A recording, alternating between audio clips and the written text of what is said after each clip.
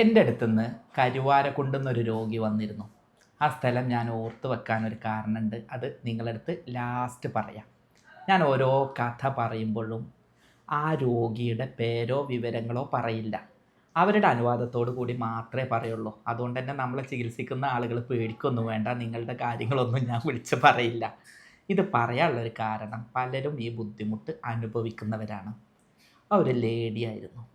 ആ ലേഡി പലപ്പോഴായിട്ട് എൻ്റെ അടുത്ത് വന്നിട്ടുണ്ടായിരുന്നു. പക്ഷേ അവരുടെ വേറൊരാളെയും കൊണ്ടുവരുന്നതാണ്. ആ വീട്ടിലെ കാരണവരെയും കൊണ്ടുവരുന്നതാണ്. അവർ എല്ലാ പ്രയാസങ്ങളിലും കൂടെ ആശുപത്രിയിൽ വരാനും കാര്യങ്ങൾ പറയാനും ഇവരാ പക്ഷേ ഇവരത്രയും കാലം എൻ്റെ അടുത്ത് ഇതൊന്നും തുറന്ന് പറഞ്ഞിരുന്നില്ല. ഒരു പ്രാവശ്യം എൻ്റെ അടുത്ത് ഒരു ലേഡി ഡോക്ടറും കൂടെ ഇരിക്കുന്നുണ്ട്. അന്ന് ഇവർ ഈ കാര്യം പറഞ്ഞു, ഡോക്ടറെ, ഞാൻ ഒറ്റക്കായിട്ട് എനിക്കത് പറയാൻ ഭയങ്കര മടിയായിരുന്നു. ഞാൻ ലേഡി ഡോക്ടറോട് കുറച്ച് കാര്യങ്ങൾ പറയാനുണ്ട് എന്ന് പറഞ്ഞു. എന്നിട്ട് കൊണ്ടുപോയി പറഞ്ഞപ്പോൾ എന്താ കാര്യം എന്ന് പറഞ്ഞു കഴിഞ്ഞാൽ ഇവരുടെ മലദ്വാരങ്ങൾ പുറത്തേക്ക് വന്നിട്ടുണ്ട്. അപ്പോൾ അതിൻ്റെ കാരണം എന്താണെന്ന് നോക്കിയപ്പോൾ ഇവർ മലം പോരാതെ ആയപ്പോൾ കൈയിട്ട് മലം വിരൽ കൊണ്ട് വലിച്ചെടുക്കുന്നുണ്ടായിരുന്നു. അപ്പോൾ ഞാൻ ഇവരോട് പറഞ്ഞു, എനിക്കൊരു വിഷമം, ഇത്രയും കാലം ഇവർക്ക് ഉണ്ടായിട്ട് ഈ ബുദ്ധിമുട്ടുണ്ടായിട്ട് ഞാനൊരു ഡോക്ടറായിട്ട് ഇവരായിട്ട് ഇത്രയും അടുത്തിട്ട് ഇവരെന്നോടിത് പറഞ്ഞില്ലല്ലോ, ഞാൻ അവരിലേക്ക് എത്തിയില്ലല്ലോ എന്നുള്ളൊരു വിഷമം. ഞാൻ എപ്പോഴും ആഗ്രഹിക്കുന്നത് എൻ്റെ അറിവുകൾ എല്ലാവർക്കും ഉപയോഗപ്പെടണം എന്നുള്ളതാണ്. അപ്പോൾ അതുകൊണ്ട് തന്നെ അന്ന് അവർ ആ ലേഡി ഡോക്ടറോട് പറയുകയും ഇതൊരു സൈക്കോളജിക്കലായിട്ട് പിന്നെ അവർക്ക് മാറിയിരുന്നു. മല ഉറച്ചിട്ടില്ലെങ്കിൽ ഇത് കൈയിട്ട് വലിച്ചിട്ടില്ലെങ്കിൽ വയറ്റുനിന്ന് പോരില്ല, പോന്നാലും തൃപ്തി കിട്ടില്ല.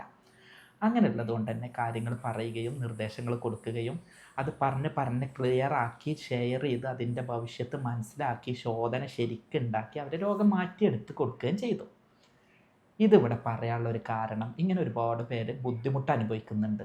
എന്നാൽ പലപ്പോഴും ലേഡീസിന് എന്നോട് ചോദിക്കാൻ അല്ലെങ്കിൽ ജെൻസിനോട് ചോദിക്കാൻ ഒരു ചെറിയ മടി ഇപ്പോഴും നിലനിൽക്കുന്നുണ്ട്, പ്രത്യേകിച്ച് വയസ്സായ ആളുകളിൽ.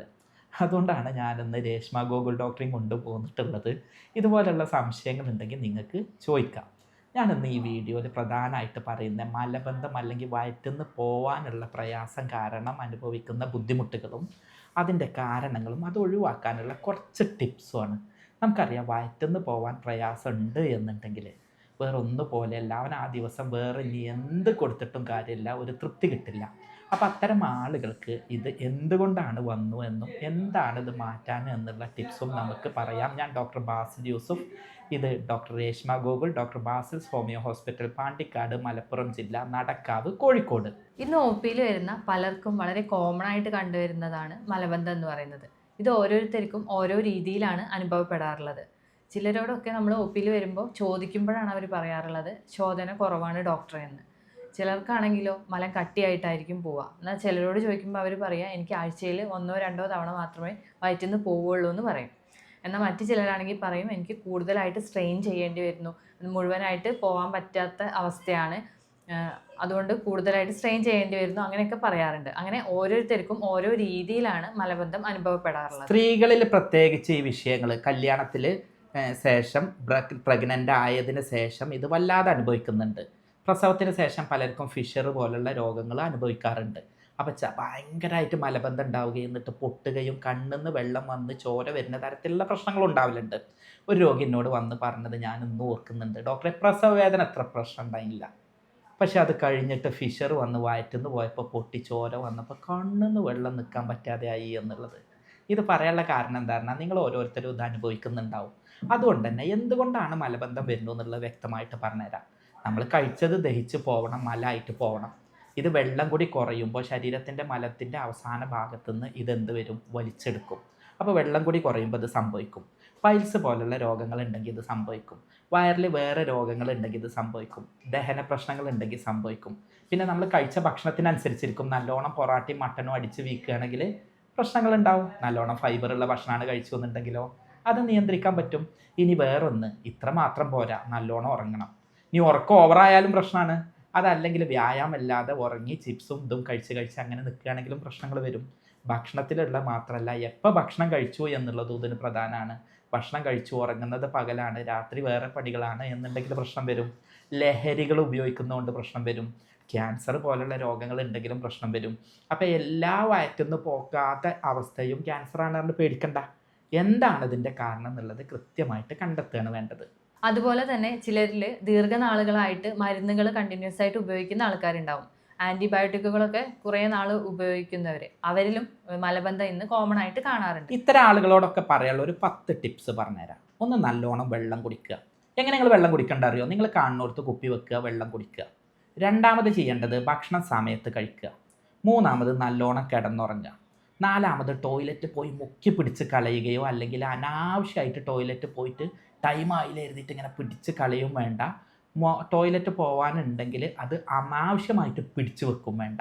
ടോയ്ലറ്റ് ശീലങ്ങൾ ശരിയാക്കുക. ഏറ്റവും നല്ലത് ഇന്ത്യൻ ടോയ്ലറ്റാണ്. ഇനി കഴിയുന്നില്ല എന്നുണ്ട് എങ്കിൽ യൂറോപ്യൻ ക്ലോസറ്റ് ഉപയോഗിക്കുന്നതിന് കുഴപ്പമില്ല. പക്ഷേ കാലുകൾ ബാക്കോട്ട് മടക്കിയിട്ട് വെക്കാൻ പ്രത്യേകം ശ്രദ്ധിക്കുക. ഭക്ഷണത്തിൽ എണ്ണക്കൊഴുപ്പുള്ളതും പേസ്ട്രി, പഞ്ചസാര, നാര് കുറവുള്ള ഭക്ഷണങ്ങളും ഒഴിവാക്കുക. കോളകൾ പോലെയുള്ള സോഫ്റ്റ് ഡ്രിങ്ക്സ് പോലെയുള്ള സാധനങ്ങൾ ഒഴിവാക്കുക. ലഹരികൾ ഒഴിവാക്കുക. അനാവശ്യ മരുന്നുകൾ ഒഴിവാക്കുക. സലാഡുകൾ കഴിക്കുക. തവിടുള്ള അരിയാണ് ഏറ്റവും നല്ലത്. രായിയും ഓട്സും ബെസ്റ്റാണ്. വയറ്റുനിന്ന് പോവാത്ത ആളുകളുണ്ട് എന്നുണ്ടെങ്കിൽ അത്തിപ്പഴം, അതല്ലെങ്കിൽ നമ്മുടെ ഉണക്കമുന്തിരി എന്ന് പറഞ്ഞിട്ടുള്ള സംഗതി വെള്ളത്തിലിടുക. ഒരു 10 എണ്ണം വെള്ളത്തിലിടുക. അത്തിപ്പഴമാണെങ്കിൽ ഒരു 4 എണ്ണം മതി. ഇത് നന്നായിട്ട് വെള്ളം കുതിർന്നതിന് ശേഷം രാവിലെ ആ വെള്ളവും ഇതും കഴിക്കുക. നല്ല ശോധന കിട്ടും. രാവിലെ എഴുന്നേറ്റ ഉടനെ തന്നെ നന്നായിട്ട് വെള്ളം കുടിക്കാൻ ശ്രദ്ധിക്കുക. പ്രഭാത സവാരി ഇതിന് വളരെയേറെ പ്രധാനപ്പെട്ട ഒന്നായതുകൊണ്ട് രാവിലെ ഒരു പ്രഭാത സവാരി ശീലാക്കുക. നന്നായിട്ട് ഉറങ്ങാനും മടിക്കരുത്. നല്ല ഉറക്കം ഉണ്ടാവുക, നന്നായിട്ട് മാനസികാരോഗ്യം ഉണ്ടാവുക, നന്നായിട്ട് ഭക്ഷണം കഴിക്കുക, ഭക്ഷണം നല്ലത് കഴിക്കുക, സമയത്ത് കഴിക്കുക, അനാവശ്യമായിട്ട് ഭക്ഷണം ഭംഗി ചെയ്യാതിരിക്കുക.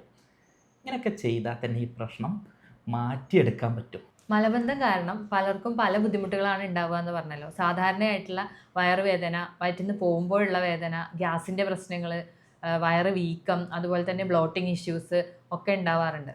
അതുപോലെ മലം കട്ടിയായിട്ട് പോകുമ്പോൾ പൈൽസ്, ഫിഷർ പോലെയുള്ള രോഗങ്ങളിലേക്കും ഇത് നയിക്കാറുണ്ട്.